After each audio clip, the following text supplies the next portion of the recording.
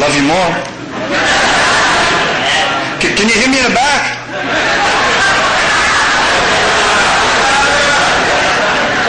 First thing I want to do is thank Dwayne and the committee and the whole convention committee. It's an honor and a privilege to be here. I'm overwhelmed by this. Yeah, like you said, he called me up and he says, we heard your tape, and I went, wow. Turned to Lisa and I asked her, did you send the tape in from me?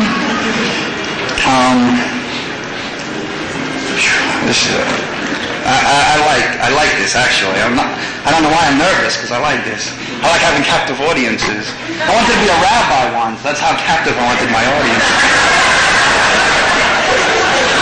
One of the last things I do before I get up to speak, but I haven't spoken in a while, is get on my knees and ask the God of my understanding to speak through me so you could get a good message. Well, I got butterflies in my stomach, so hopefully sometime soon he'll kick in and you'll hear what you're supposed to hear tonight. I don't sing any fancy songs or read any beautiful poetry. I don't have, this wonderful thing that I do while I'm up here. The only thing I do when I speak at a Narcotics Anonymous meetings is share my experience, my strength, and my hope. The experience that I have through this program, the strength that I got, and a hope for myself as well as, everybody. The hope that you hear a message and the hope that I can stay clean by listening, remembering my story. I also don't talk a lot about drugs. I don't think there's a person in here who needs to hear about drugs,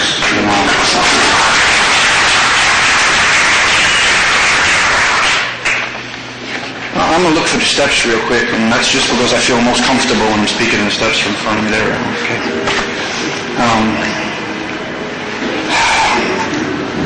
The one thing I will do is I will tell you that a week before I got clean, I was at a point in my life where I didn't think there was anywhere else to go. I was feeling helpless and hopeless, penniless, jobless, unemployed, no friends, no family that wanted to talk to me. I ate where I could, slept where I could. I found myself back in New York, where I'm from, not that you could tell by my accent. Back in New York, trying to work something out. And the thing that I was trying to work out didn't work out. And I'm not really sure, I gotta be honest with you, I'm the only person who has on like a grand jury transcript that my brain cells are fried from drugs. Because after about a year and a half of being clean, they finally caught up with me for shit that can I say that? For stuff that I had done in the past. And I had to go, in fact I had to go to Maryland, where Randy's from. Where's Randy? I don't see him. Okay. I had to go to Maryland to face a grand jury, and when I had a year and a half clean for stuff that I had done like 3 years earlier. And when the Attorney General of the United States was asking me how come I didn't remember all of these things, I told him I guess my brain cells are fried from the drugs. And it's actually in grand jury transcripts. So I really, it's like, I really don't remember a lot of things that happened the last couple of days. But I do remember that the last day I was out there, I was all of those things and more that I just told you about, and somehow or other I ran out of drugs too. But somehow or other, my sister came along in my old neighborhood, and she took me out to my mom's house, and she was living on Long Island. And my brother got me enough money to go back to Miami, where I was living at the time. And I had gone to Miami originally because I wanted to get away from the drugs in New York. And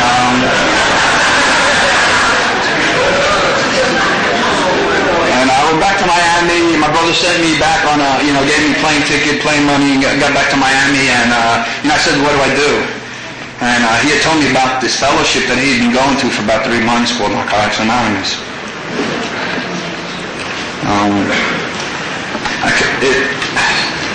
A little choked up.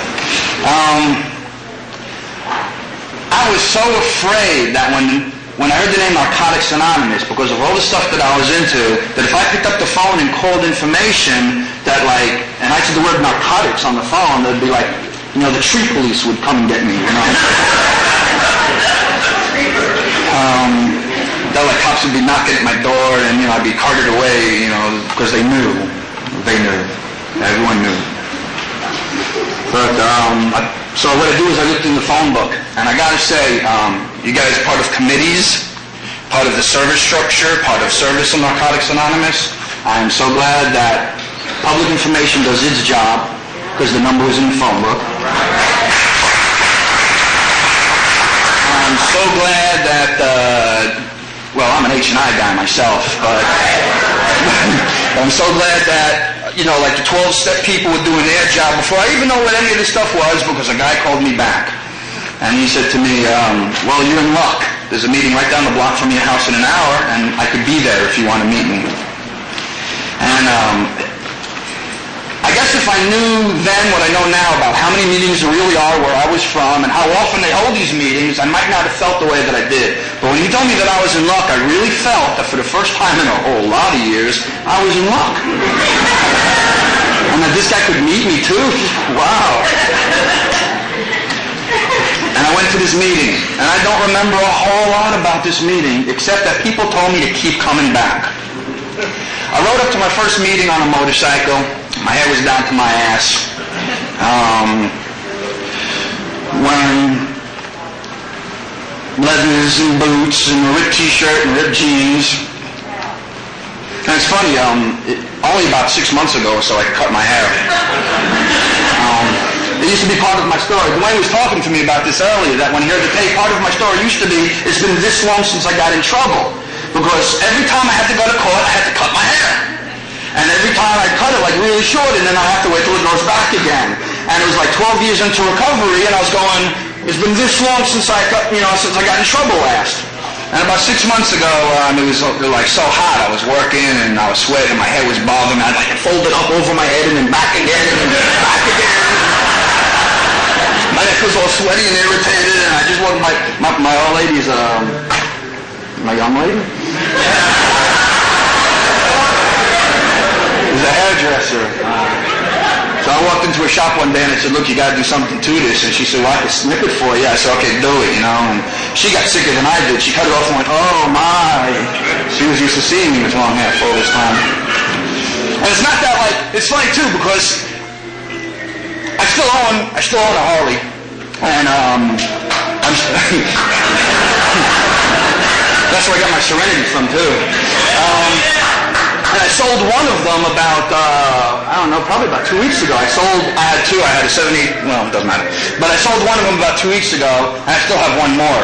And, but I don't dress in the boots and the leathers, and I don't wear colors anymore. And somebody came over to me the other day at a convention, last month, 2 months ago, the convention said, didn't you used to be a biker? And I thought, yeah, I still am, but I just dress better these days. It's amazing what recovery can do for you. It's amazing what Lisa can do for me.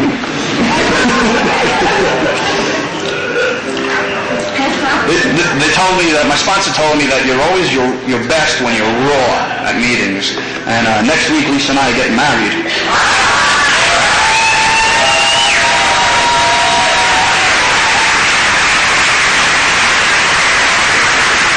We've both done it before. But I guess I'm pretty raw because I'm pretty nervous, It's like, this time I think I'm doing it for the right reasons. I actually like and love the girl that I'm with, And there are no drugs there. So it's pretty cool too. But these are all just things that have been going on with me. And,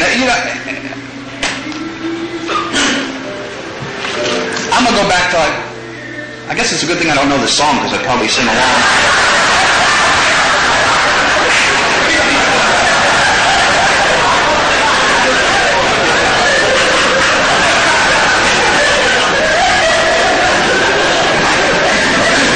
My first meeting.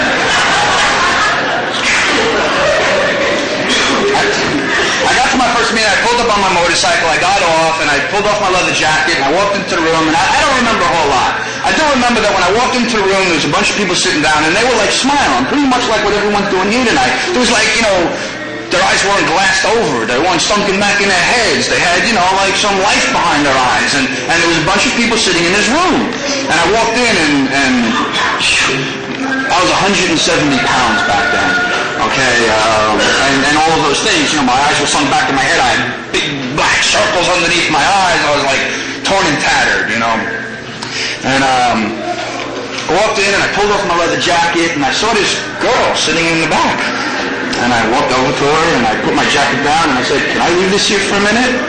And she said, "Yeah, sure." And I don't know what I did, went to the bathroom, I got some coffee or whatever, and I came back and I sat down next to her. And I asked her about, what was going on, and she said, "It's a speaker meeting, listen." I don't remember. I was looking at her, or maybe concentrating on the motorcycle being out front or something, who knows. But I was sitting down listening, and I heard "keep coming back." I heard "work the steps or die," and I heard "get a sponsor." I think that the girl also told me those same things. And this guy Cliff that called me back from the helpline, he walked in and he came over to me and said, "You must be." Gee, how did you know?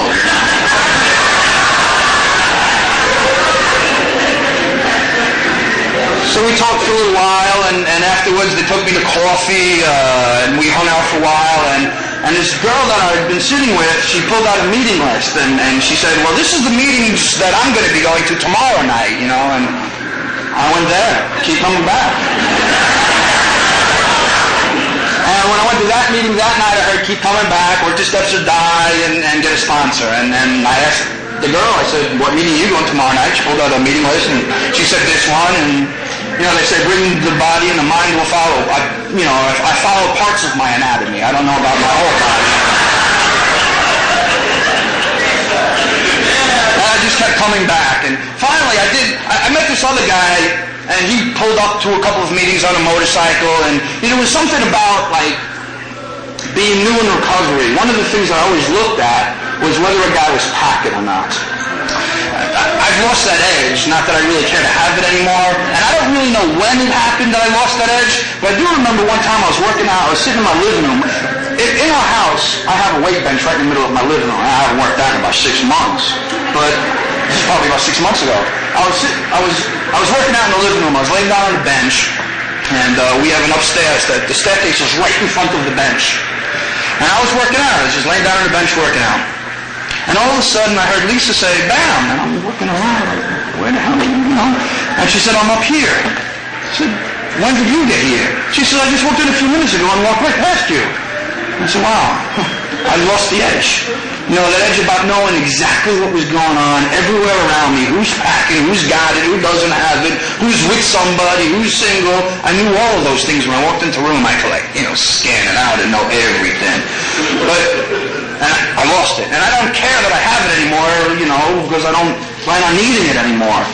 But when I first got clean, that was just like inbred in me already, I knew it. And there was a guy that used to come to meetings on a motorcycle also, and he packed. There was no doubt in my mind that he had a piece in his back. And I was okay because I had one under my shoulder for the first couple of weeks. But they told me to find somebody who had what you wanted and ask him to sponsor you.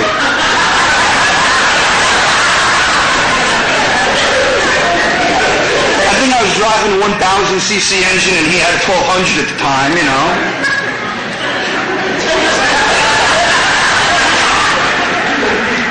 So I asked him to sponsor me. Now, after I asked him to sponsor me, things changed a little bit because now I've been going to meetings for a couple of weeks and I started hearing people say, "Work the steps." And I heard my sponsor tell me, "You got to work the steps." And I remember going to meetings, and I used to see 2 posters up on a wall at meetings that I used to go to. One of them had the 12 steps of Narcotics Anonymous. One had the 12 traditions of Narcotics Anonymous. Nobody ever told me to work the traditions, so I figured I was halfway home. And then I looked down the steps, and I thought it said, "Don't do drugs, things will get better." I said, "I'm done with that one, I'm here." Second one said something about God. I could skip that one. I wasn't much into God back then. Third one definitely said God, so I could skip that one. Fourth one was talking about some kind of an inventory, and you could forget about that. And fifth one was sharing with somebody, no way. 6 and 7 talked about shortcomings and character defects, and poof, I'm perfect, so don't need that.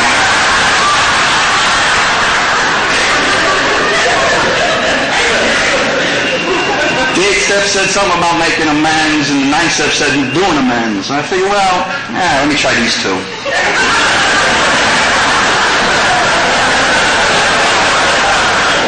And I called up one of my ex's moms, and I said, Rosemary, it's me. I'm clean like a hot 3 weeks now. Things are better. I'm okay. I just want to apologize for ever hurting you. And she said, you know you're an asshole. You always were an asshole. You always did.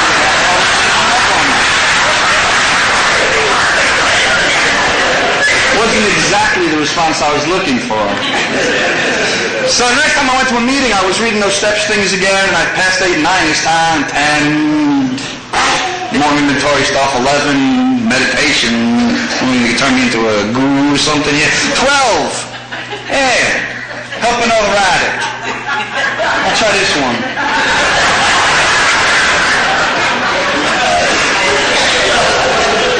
And I was walking down the street in Miami, and I was in front of a convenience store, and there was a guy walking the other way smoking this drug. And I walked up to him and I grabbed this thing out of his mouth and I told him all about this great program that could help him just the way it was helping me.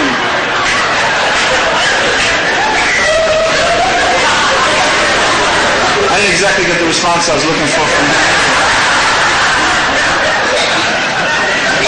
So I'm back to this guy who was carrying a gun and wearing the colors and riding a motorcycle, and I said, look, the steps don't work. He said, what do you mean the steps don't work? I said, look, this is my experience with the steps, and they don't work. He said, the steps are in order for a reason. And I said, what are you talking about? He said, the steps are in order for a reason. I said, what's the reason? He said, because when they work them the way you try to, they won't work. So I fired him.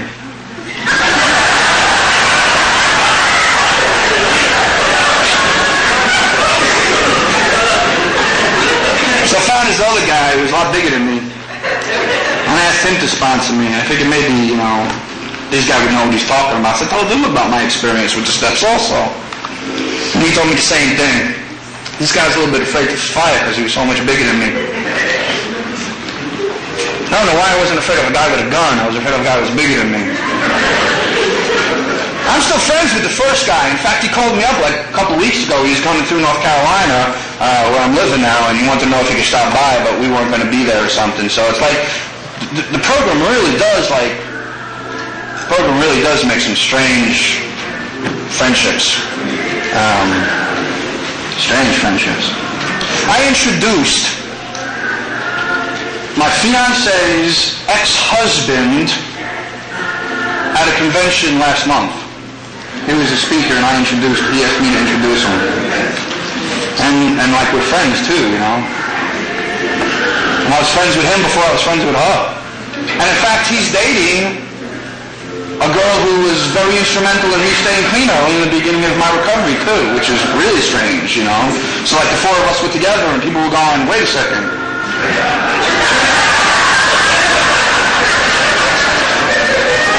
kind of weird shit's going on here? My sponsor told me that the steps are in order, and you're supposed to work them in the way that they're written, and you're supposed to work them in order. And he said the first one doesn't say anything about drugs. The first one says that we admitted that we were powerless over our addiction, and that the first step is broken up into 2 parts. So the first part talks about our addiction, and that's the only thing that I have to make sure that I do every single day, the only step that I have to work on every single day in order to stay clean. The second half, and the rest of the 11 is how I recover. Anybody can stay clean working the first half of the first step. It takes working the steps, working it with a sponsor. In my opinion, working with an NA sponsor who's got an NA sponsor who's got an NA sponsor.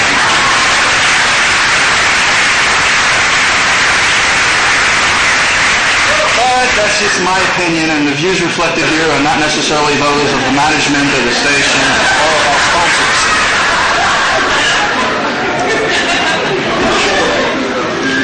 People used to tell me that I was an NA Nazi. I'm Jewish. I can't be a Nazi. So I told them I was a vigilante. It says in our traditions we must be vigilant.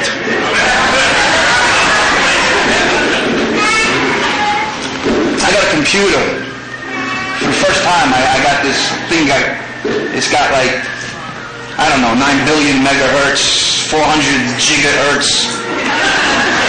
But I could get onto like this internet thing.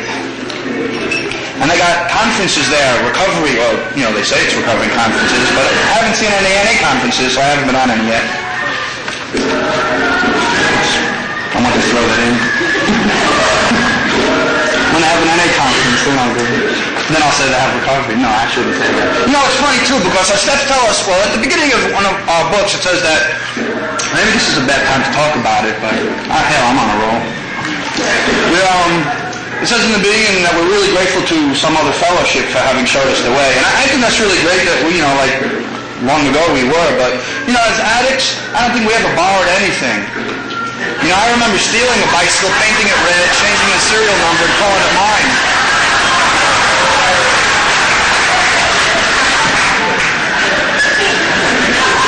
As far as I'm concerned, we own these steps,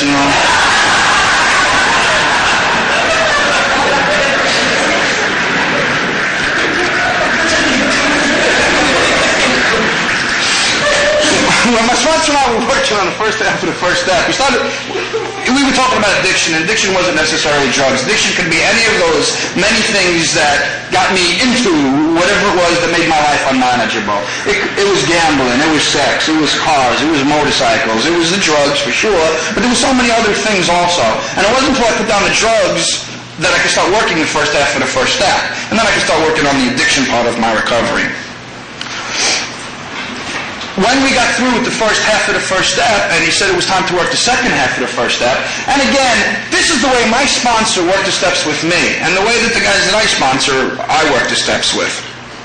But there are so many different ways to work the steps, and as long as you have a good sponsor, and if you don't, then get a new one. But as long as you have a good sponsor, and he works the steps of Narcotics Anonymous, and you're working them with him, then whatever way he says to do them, then that's the right way. But this is just what worked for me. And when we got to the second half of the first step, I thought that it said life is going to get better now. And my sponsor told me that it says life became unmanageable. You're still going to get flat tires. You're still going to be late for work. You're still going to run into assholes on the road. As a matter of fact, I was working the second half of the first step, and my alarm clock didn't ring one morning. I was late for work. And of course the guy who manufactured the alarm clock was an asshole. When I got outside, my Milwaukee iron wouldn't crank, and of course everybody in Milwaukee was an asshole. And then when I finally did get to work, and like on the way, people were cutting me off on the road. They didn't see, you don't see something that makes that much racket and has its headlight on, but they don't see motorcycles for some reason. But everyone who cut me off, of course, they were an asshole. And when I got to work, of course, my boss was an asshole for yelling at me for being late to work. And finally, I just left there, went home, called my sponsor, and I said, look, everybody's being an asshole today. And he said, if you change your attitude, there'll be one less asshole.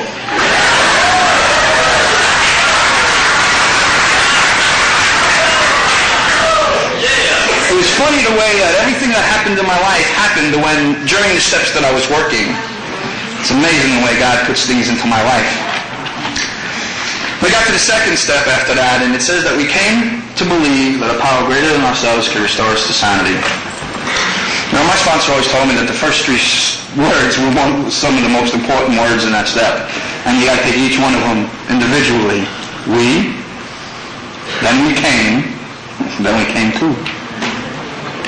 I can't do it alone. I have to show up, and I have to wake up. None of those things apply to my using. I did it alone. I never showed up. And most of the time, I passed out and came to. The rest of the stuff is a lot easier to work on than that.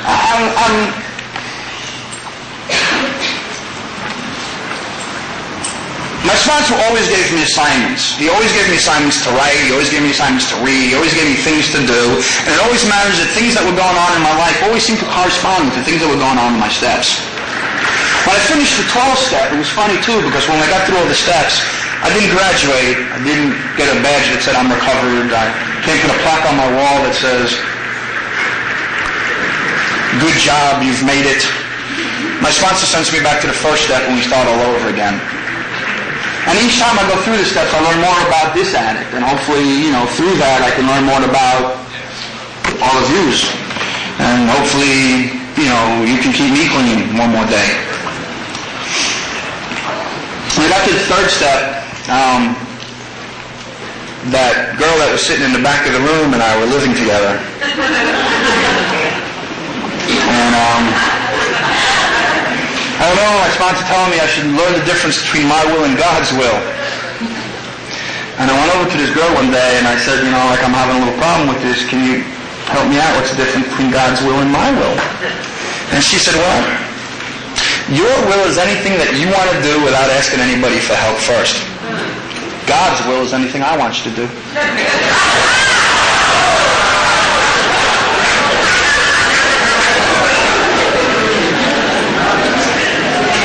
Needless to say, we're not together. But there are 4 words in the third step that I think are more important than any other words in any of the other steps.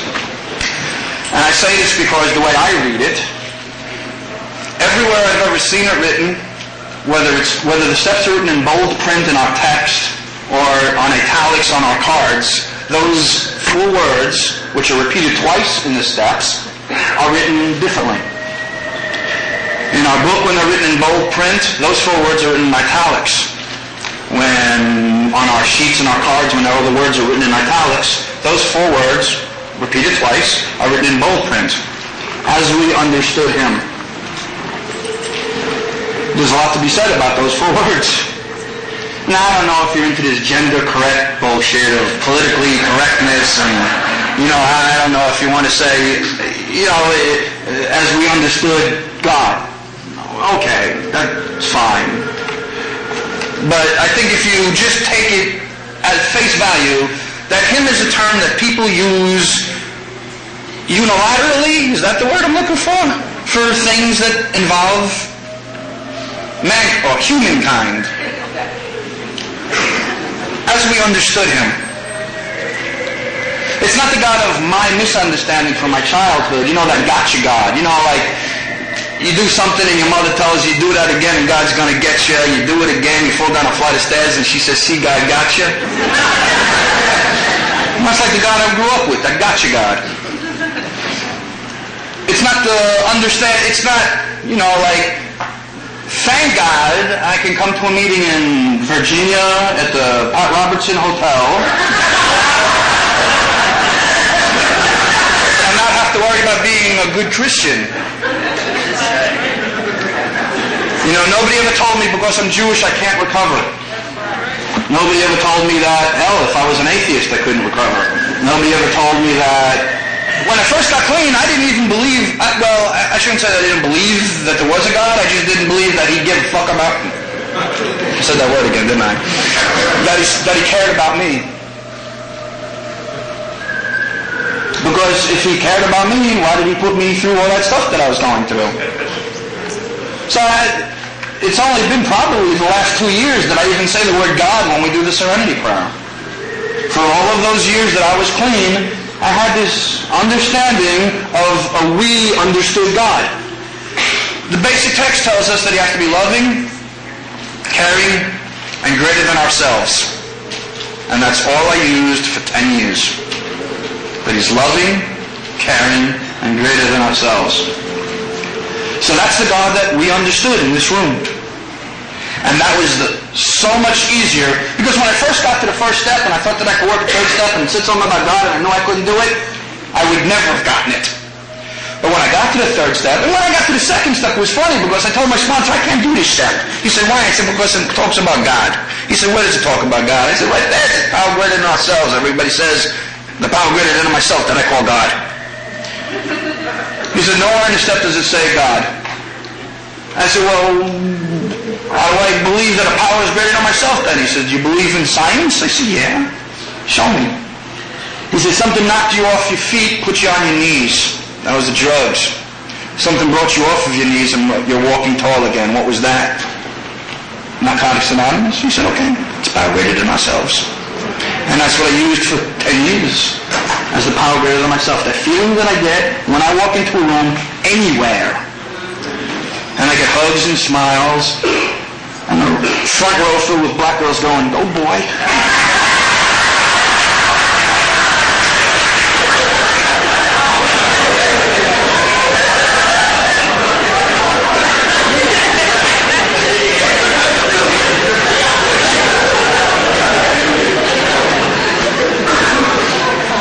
That's some feeling, I have a bunch of black girls sitting in the front row going, telling me, go boy, go white boy, yeah. But that's a feeling. You can't get that anywhere else but in Narcotics Anonymous.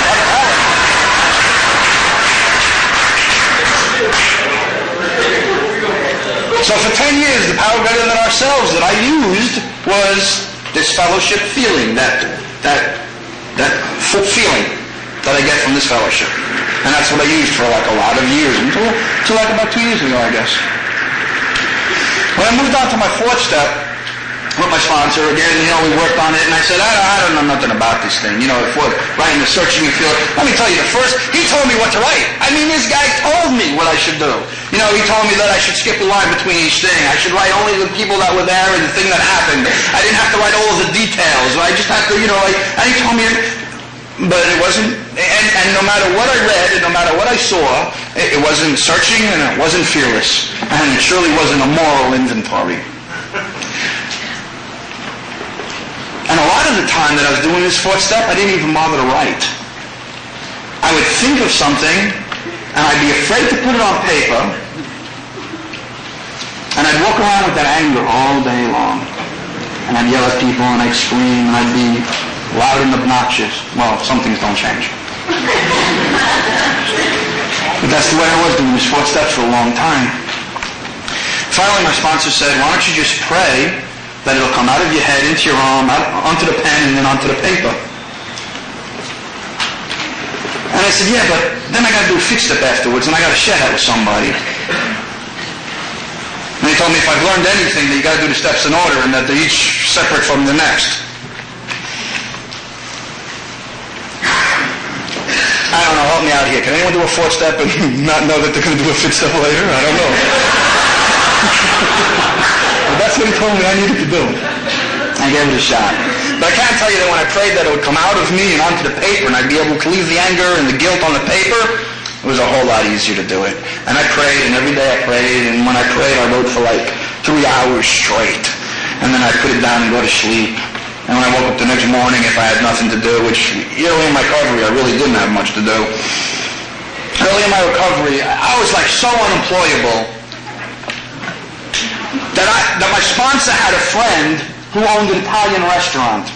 And he says, well, if you would just come in and stir this big vat of sauce that we have with this giant wooden spoon that we have, we'd be able to free up a couple of the people to do the real work. Okay. So I showed up at this Italian restaurant, and the guy hands me the spoon and says, there's the vat. All you got to do is stir it. I'll be back in an hour. And he left.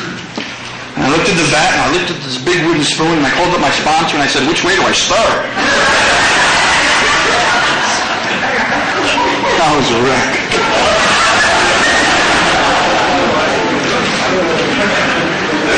That was a wreck.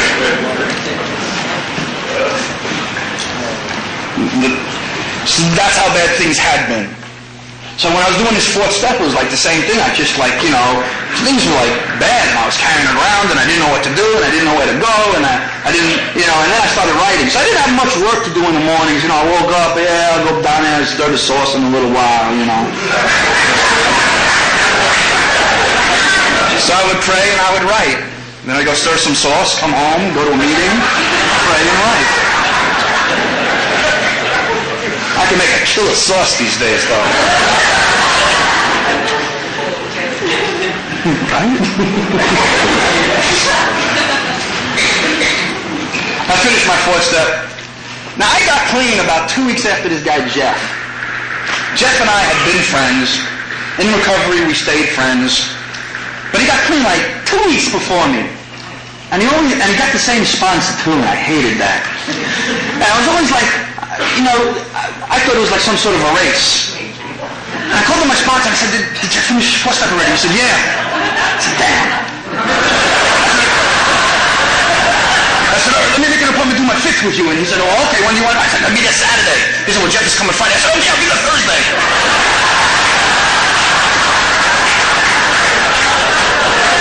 He said, sorry, I can't do it Thursday. You have to come Saturday. Well, I got over my sponsor's house the Saturday morning and we started doing the 5th step.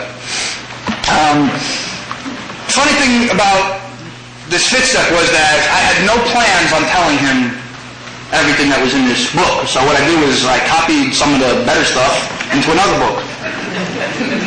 And I knew that I was going to bring only the better book with me. And I got to my sponsor's house and I opened it up and started reading and oh shit, brought the wrong book. Don't try this because you'll get jammed. God works in mysterious ways. See, one of the things that I've added to my God since the days of being just, loving, caring, and greater than myself is that he's got a sense of humor. And it never fails that he uses his sense of humor in the most inopportune times for me. It must be great timing for him, but it isn't always good for me. But I went over to my sponsor's house and I started doing this 5th step. And finally when I finished, I said, look, I got to know something. I said, my sponsor was RT. I said, RT, in fact, he's still my sponsor. I said, RT, I got to know. I said, RT, is Jeff like better than me or worse than me? Or what kind of a guy is he? Well, my sponsor said, the only difference between you and Jeff is he did it with a goat and you did it with a sheep.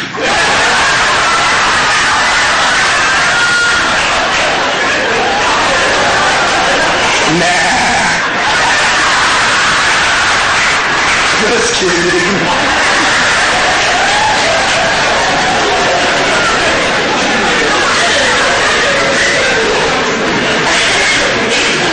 I finished my 5th step. What my sponsor was trying to tell me was that we're all the same. It don't matter. It doesn't matter how much, how little. I think I read that somewhere too. It doesn't matter where we came from. Might as well we're going.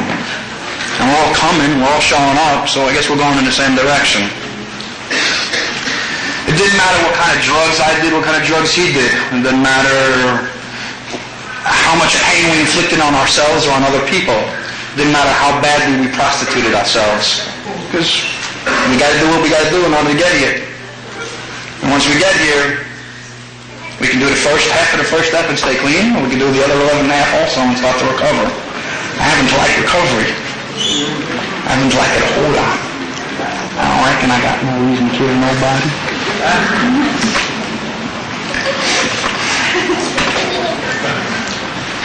So this is my 5th step, and my sponsor had been writing while I was doing my 5th step.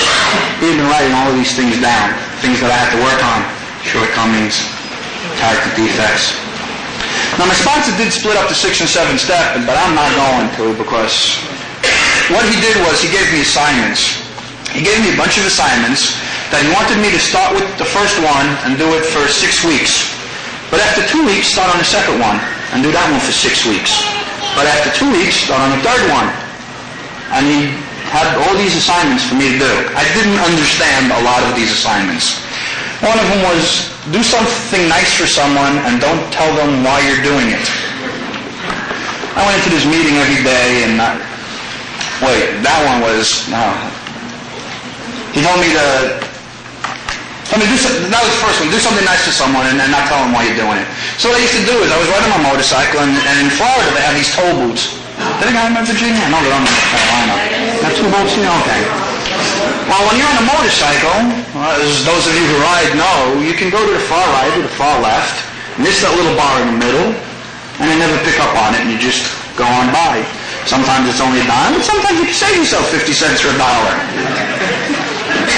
Well, after I got clean, I figured what I would do is, I can't really go back and tell them, look, let me give you back all those 50-cent pieces that I stole from you, But But what I'd do is I went up to the booth and I would like hand the lady a quarter or whatever it was, and I'd say, and also this is for the car behind me. And then I'd goose it and take off. Then I started having some fun with it. I started waiting to see if there was like some girl driving the car behind me, and like her boyfriend sitting next to her in the car with her. And here I was with hair down to my ass, leather jacket, and I was wearing colors, and I had my boots on, I'm riding the motorcycle, you know, like my hands up here, and I pull up, and I give the lady 50 cents, and here's another 50 cents for you.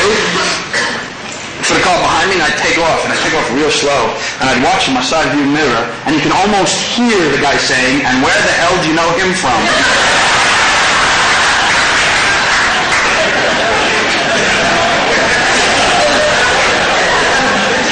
Let's not have a little fun with assignments. So after like 2 or 3 weeks of figuring them out, they didn't seem so bad anymore. There was one that he told me to find somebody that I honestly disliked and say something honestly nice to them. That's ridiculous. If I don't like you, you're going to know I don't like you. But he said, this is what you got to do. So, all right. And there's this one guy who used to come to meetings all the time. He was a whiny son of a bitch. Shared the same damn thing every time he shared. Weasel of a guy. Just made you sick to look at him, you know? But one day I walk into a meeting, this guy's got this really nice pair of sunglasses on. So I said, "Hey, David, you got a really nice pair of sunglasses." "Thank you." And I walked away. The next day I went to a meeting and I saw this guy at the meeting. He was wearing these sunglasses, and I went up to him and I said, "David, you have a really nice pair of sunglasses." "Thank you." And the third day and the fourth day, same thing. Every day I did the same thing. The whole time I was on this assignment, that's what I did. Every day at a meeting that he was wearing these sunglasses. He had I honestly liked those pair of sunglasses that he had on. And I honestly disliked this guy. Well, after I got done with all of these different assignments that my sponsor had given me for the 6th and 7th step, I went back to my sponsor and he said, "Okay, you know, what did you learn from that one?" I said, "That David's got a really nice pair of sunglasses."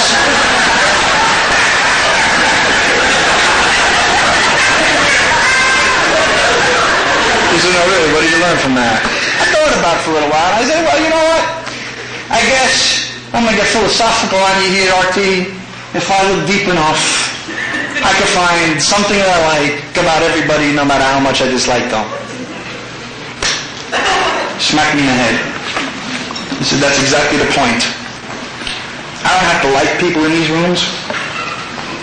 There are some people that I still really don't like. But when it comes to recovery, I must love each and every one of you unconditionally."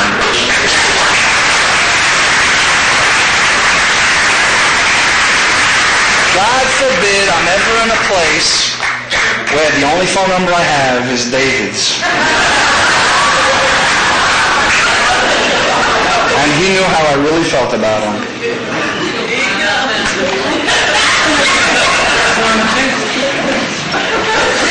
I changed his name to protect the innocent.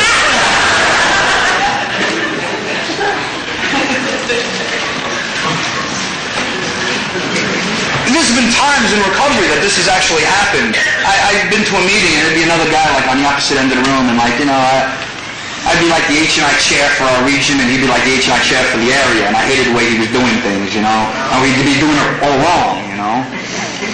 And he'd be trying to do things in meetings that I didn't think you should be doing in, you know, H&I meetings.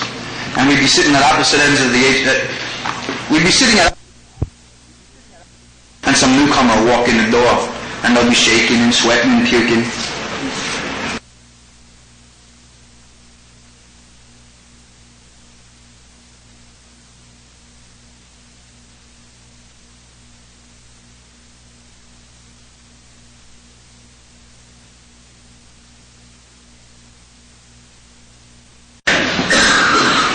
Both get to the same meeting on a Saturday evening or a Sunday afternoon or something, and some newcomer will walk in the door, and they'll be shaking and sweating and puking.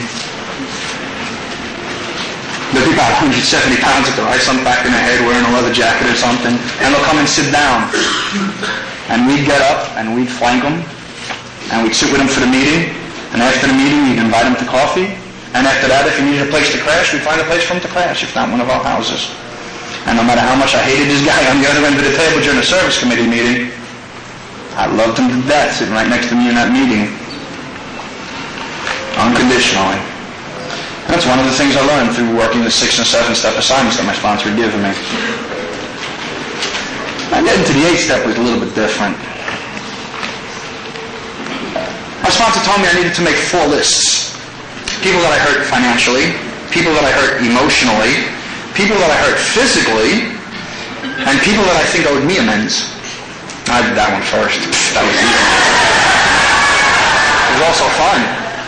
I think a lot of people that owed me amends. Financially was also pretty easy. Hell, I got those notes in the mail every week. I know who I owed money to. Physically, well, I knew there was a couple of people out in Arizona whose kneecaps I broke with a baseball bat when they owed us money for drugs, but, you know, I didn't really expect to do amends to these people, but, you know, let them down. And emotionally, all my ex-wives and girlfriends were on our list. And my parents, I guess, also. Came time for me to do a 9-step. I went to my sponsor, and he said, okay. He said, let's take a look at, the lists. And I showed him the one that I thought people who owed me amends first. And he took that one, crumpled up into a ball, and threw it in the trash can. I said, what are you doing that for? He said, well, they're not working a program, you are. He wasn't bigger than me.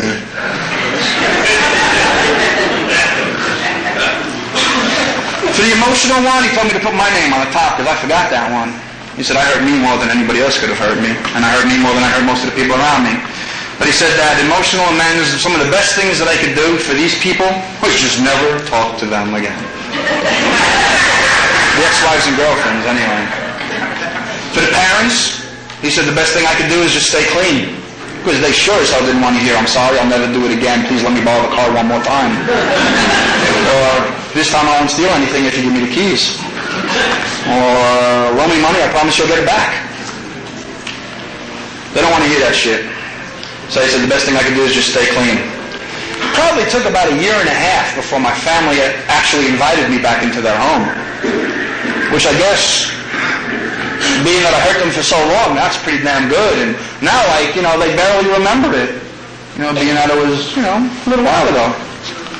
But it's nice to be able to see for the first time your mom smiling at you again, And I couldn't do that step before I was ready to do that step. For the people that I hurt physically, well, I was right about one thing. My sponsor told me there's no way I could call up this guy and go, yo, I'm sorry I broke your knees. What I had to do instead is go to hospitals and volunteer my time. It was a humbling experience. And I learned a lot from it. And hell, if you want to know what I learned from it, you can come and grab me after the meeting. I'd be happy to talk to you because I love talking about recovery. I got 2 people here tonight. Kathy's doing a taping and Lisa's over there. And both of them told me that they would let me know when I talk too much. Kathy said she was letting me know by putting her hands up because the tape is running out. But I love talking about recovery. So if you want to hear anything else I got to say, I'll be happy to talk to you afterwards. Hell, I'll stay up all night and talk recovery. I love recovery. Or Harley Davidson. I can talk about that too.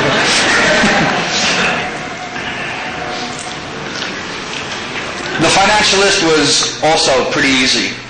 Now, I didn't have the money to pay all these people back, and I definitely, and my sponsor told me I wasn't supposed to pay some of the drug debts back. He said that's something that just, you don't want to go back into those places again. There's no reason for me to go into a shooting gallery today. He said, you don't go into a whorehouse to order a ham sandwich. There's only one purpose to go to the shooting gallery. So if I have a drug debt, I made out. It worked. My scam worked. We scored. I still do that today when I go to the ATM machine and I put the card in and I punch in the numbers and they actually give me money and I turn and go, I scored. Oh, no. Come on.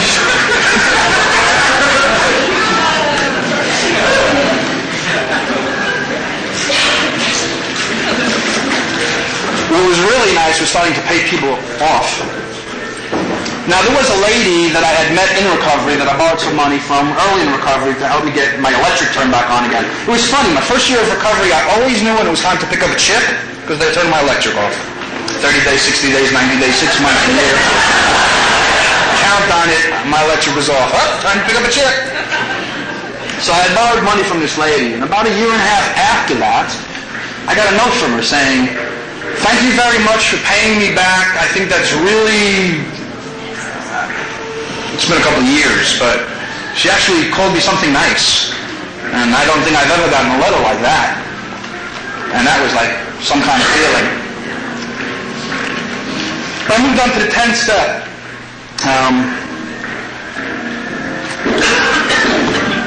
See, the thing about the 10th step is, we're supposed to promptly admit when we're wrong. Now, if you're anything like me, which I assume you're a lot like me, because there's not a whole lot of difference in this room. If you're here in this room tonight, you went to some of the same places I did. It's very hard to say, I'm wrong. I'm sorry is getting a little bit easier, but I'm wrong just isn't.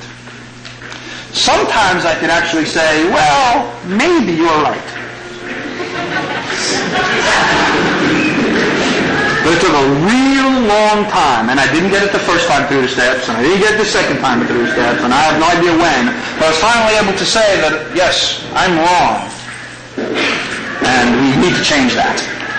But I'll tell you, one of the things that I've learned from that is that it makes things so much smoother because you don't lose friendships and you gain new ones. Now, when I first moved to Durham, which was about 2 or 3 years ago, I guess, I don't have a bongo for me to join in with them. Maybe a tambourine. I'm getting a feeling.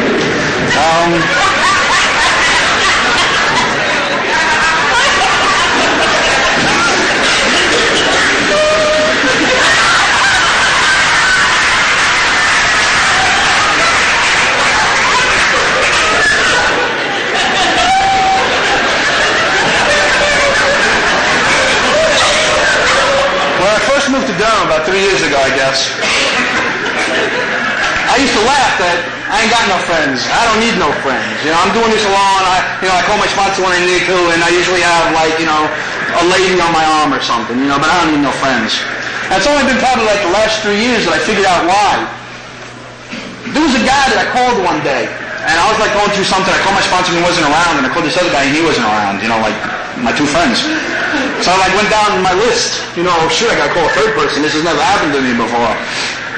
And I called this guy up, and I said, blah blah blah. This is what's going on. This is how I'm feeling. This is blah blah blah. And finally he says to me, hey, look, whatever. And I said to him, you never call me. Sometimes I don't think that like you're a friend because you never call me. He said, why I never call you? I said, no. He said, because you never call me. Oh, shit, what's this way? He's going. Like the last 3 years or 2 years, I guess, I've been calling people like number 3 and number 4 and number 5 down that list. That list? That list of people that I hope I never have to call? I call them. Well, I haven't called David yet. But I call people down that list, and I talk to people. And I could say that I'm wrong today. Yes, I was wrong for not calling you. You're absolutely right, and that's going to change right now. Today I can promptly admit when I'm wrong. The 11th step tells us we sought through prayer and meditation to improve our conscious contact. Those same 4 words as we understood him.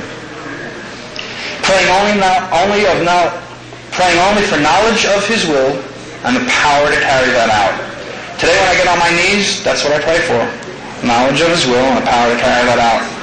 I'm not much into the meditation part of it. I still do that. Like, if I could find time to get quiet, which is usually on my motorcycle. Pipes are so loud, I can't hear myself think anyway. But that's good, because loud pipes save lives. That should be a brochure. But I get on the motorcycle and I ride, and I can meditate. Because for like 20, 30 minutes that I'm just driving around the block or up the road or down the street or whatever I'm doing, That's all I'm doing. I'm by myself all alone and I can meditate. It's time for me to clear my head out. Just let whatever stress is going on just go. The prayer part has become a whole lot easier too, because now I say God in the beginning of all my prayers. It used to be like, yo. Hey, you.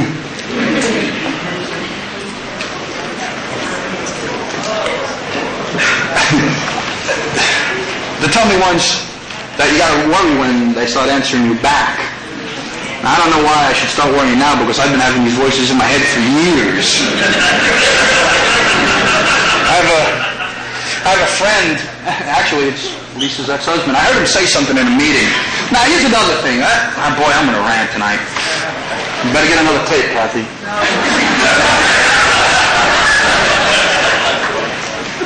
12th tradition says, anonymity is a spiritual foundation of all traditions, ever reminding us to place principles before personalities. And at the end of the meeting, everyone gets up and they go, and what that means is what you hear here, who you see here, let it stay here. When you leave here, here, or something ridiculously stupid like that. 12th tradition in Narcotics Anonymous basic text, 5th edition says nothing like that. It says what's said in meetings stays in meetings. Hell, if I couldn't repeat what I've heard from other people in meetings at the next meeting, I would have been done an hour ago. What's said in meetings stays in meetings. Don't go dragging people's names and their stuff out in the street. But if I hear something that I could use that's going to keep me clean, and I go to another meeting tomorrow and I hear somebody going through that same problem, I'm going to tell them exactly what I heard at that last meeting. Because it worked for me, and now I hope it can work for you. And if you guys didn't do that, then I might not still be clean today. I want you to tell me what you heard at other meetings. And I'm glad the basic text, 5th edition, I think it's page 102, says what it says. What's said in meetings stays in meetings. When people do that thing, what you see here, who you hear here, let it stay here, when you leave here, I just like turn my head or cough or something. It's like...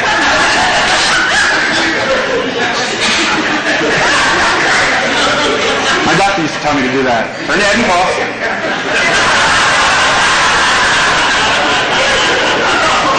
I think the guys would understand that. Ladies, ask your man when you get home.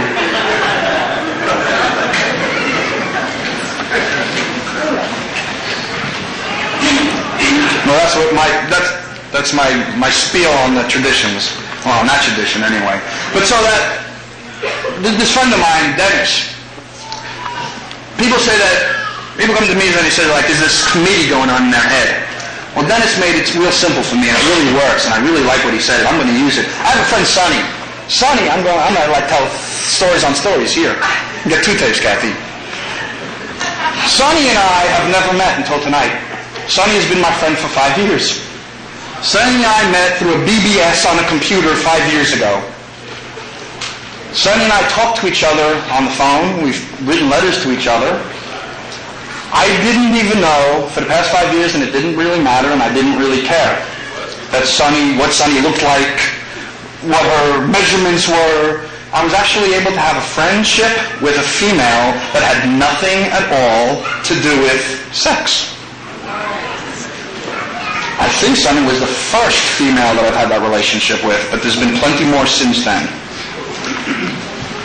But Sonny, I was coming down the hall tonight and I was just walking and I heard, BAM! I don't know nobody behind me.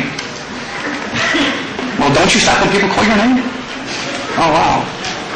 And I met her for the first time. Here she is. She was in Texas. I was in North Carolina. Then she was in Durham and I was in New York. And she was in Virginia and I was in Durham. But we're both here tonight and... Hi, son. But Sonny always says, the first time I say it, that I took it from you, I'll give you credit for it. The next time, it's mine. Next time, it's mine. I always say that too, but I always give you credit for it also. But anyway, Dennis, he's getting credit for this one this time only, and from now on, it's mine. But Dennis said, it's easier than the committee. I have a bus. And it's like all the seats in the bus are filled. And every day somebody else wants to drive. Except for addiction. He just sits in the back row, sits all alone, never says a word. He never asks to drive. All these people every day want to drive. And sometimes they do. Sometimes they do. I was told that being normal meant having one or less personalities. Sometimes I just like to keep it down to 3. But every day somebody else wants to drive this bus, except addiction. Because addiction knows that as soon as I pick up, he's driving. And that was like the simplest I've heard it, the best I've heard it, and I'll give Dennis credit for it this time. And that's what it's like for me sometimes, It's like I got this, it's more than a committee, because not only do I talk to myself, I answer myself. So when they said you got to start watching out when you're meditating, you're waiting for the answer, I've been hearing the answer for years. So this meditation stuff, I got to go on my motorcycle and get it. I got to, because that's the only way I can't hear myself talking. And I started doing the 12-step, and this time I did the 12-step, I actually looked at the first part of it and the last part of it. Having had a spiritual awakening as a result of these steps. And the last part says, practice these principles in all our affairs. I didn't look at that the first time. I just saw, carry the message, yes. But having had a spiritual awakening as a result of these steps tells me something. It actually makes me a promise. It promised me something. I believe it is only one of 2 promises that Narcotics Anonymous ever makes. One of them is the promise of freedom from active addiction, the solution that has eluded us for so long. That is also in your basic text. And the other one is having had a spiritual awakening as a result of these steps. It's telling me that if I'm working these other 11 steps, I'm going to have a spiritual awakening. I don't know how it comes, how it gets here, how I got it, but I've had a spiritual awakening as a result of these steps. It didn't come overnight. Just like our readings say, take it easy. Oh, it's as easy as does it, that's right. But that's what it tells us. We didn't get addicted in one day, so remember. But do it. Just do it. You just keep coming back and it's going to start working. Now, last step says, practice these principles in all our affairs. It's actually second nature at this point for me to be nice to somebody that I meet on the street. To walk down the street and actually smile to somebody. To actually be friendly. It's second nature to deal with people. I just started my own business. And it's actually second nature now to be able to deal with customers like they're always right. Even when I know absolutely for sure, for certain that they're damn wrong. I did that job. I know the guy that works for me didn't break something. He wasn't even there. But yes, ma'am, I'll be right over. Yes, sir, I'll see to it. But I'm also not a doormat today. Ma'am, if I get there and I find out that it really wasn't what we did, then I am going to have to charge you a service call.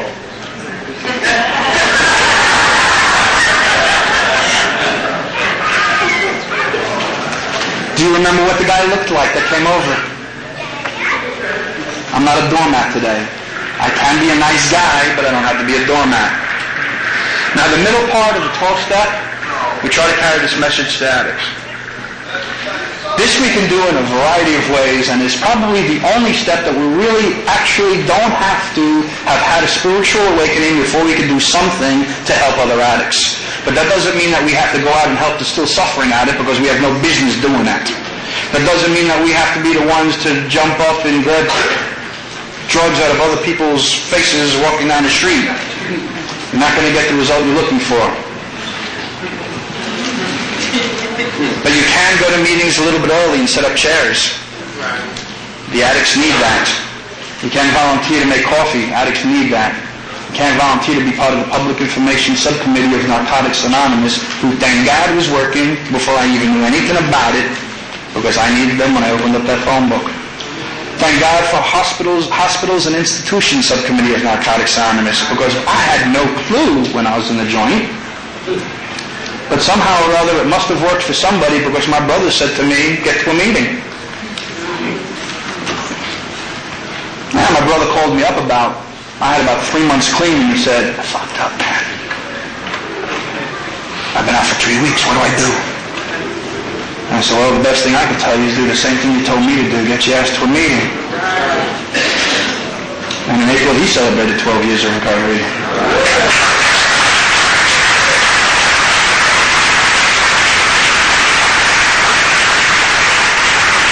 The program works through people who do the work.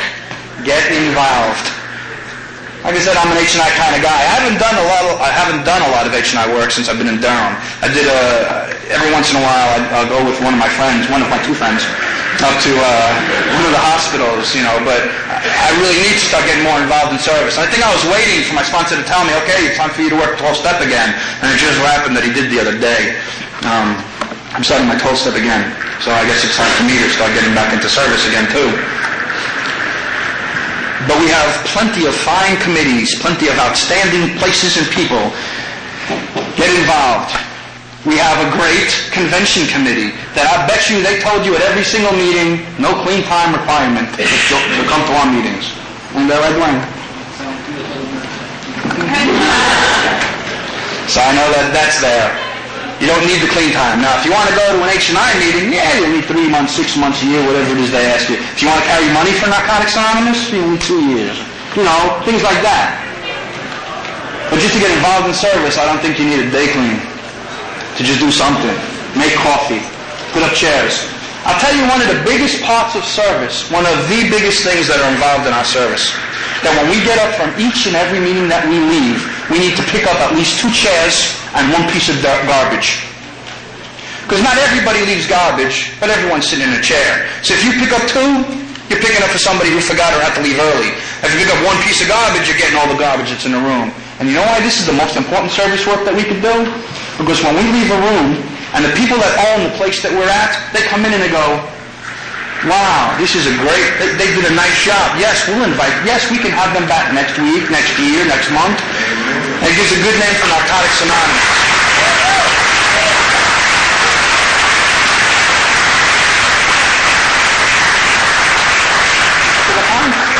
Okay. But when we walk out of a room and we've left chairs turned over and coffee stains on the rugs and garbage left on the floor and gum stuck up underneath the seats, they walk in and I go, "What a bunch of slobs. An addict is an addict is an addict and will never change. We don't want them back here next week." And then, when the newcomer, when the addict that's still suffering, hears from the helpline or the 12-stepper or the meeting list that there's a meeting in that location, in an hour, he's in luck, and I'll meet you there. And he gets there and the door's locked, and there ain't no meeting. That addict will die seeking recovery. And I believe I read somewhere, no addict need die seeking recovery. So pick up after yourselves is the best thing you can do. Show up early. Stay late. Bring your body to mind follows. Things have changed so much for me since I got clean. It's like unbelievable. Yeah, I'm still a biker. I just dress better these days. And yes, I still own a Harley Davidson. And yes, I still go to meetings. And yes, and yes, I'm getting married to a lady that I love and have been with for quite a while now. And all of these things would not be possible if it not for Narcotics Anonymous. I've learned through Narcotics Anonymous that we can grow and we can stay alive and the newcomer can come around and we can all grow together as long as we stick with Narcotics Anonymous. Now, if you want to go to your psychiatric social worker, fine, go. But when you come back to a Narcotics Anonymous meeting, please, I don't want to hear that shit. Well, that's just me. But if I wanted to hear what your psychiatric social worker said, I would have went with you to his meeting. I'll come to a Narcotics Anonymous meeting to hear a Narcotics Anonymous message from members of Narcotics Anonymous.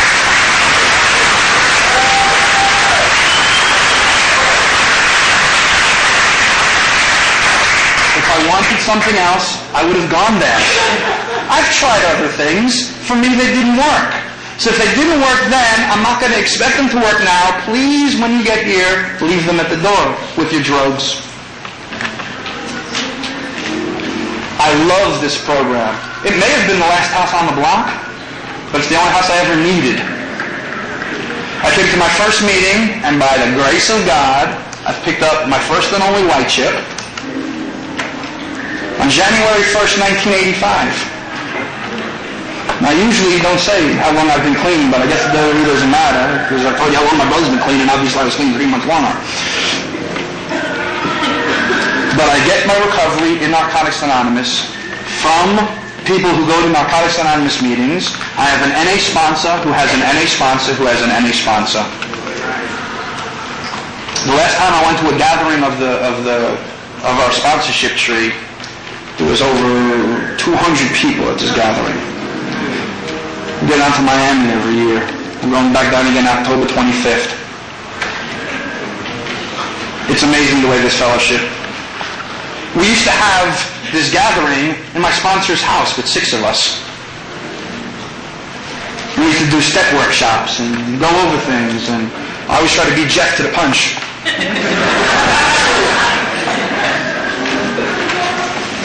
Now I'm just glad to be able to see Jeff is still clean and still going to meetings. You know, I go down and I'm glad to see these guys. I'm glad to see how much. Like she was saying earlier, like, look how much this room has grown. Like, I haven't been here before. But I just saw, like, when I walked in, you had like 3 rows and like 3 sections. And then as I was sitting here, you had to bring more and more and more and more chairs in. And then more, and then still more. And there's still more people standing up in the back of the room. They didn't expect this. Look how much this fellowship has grown.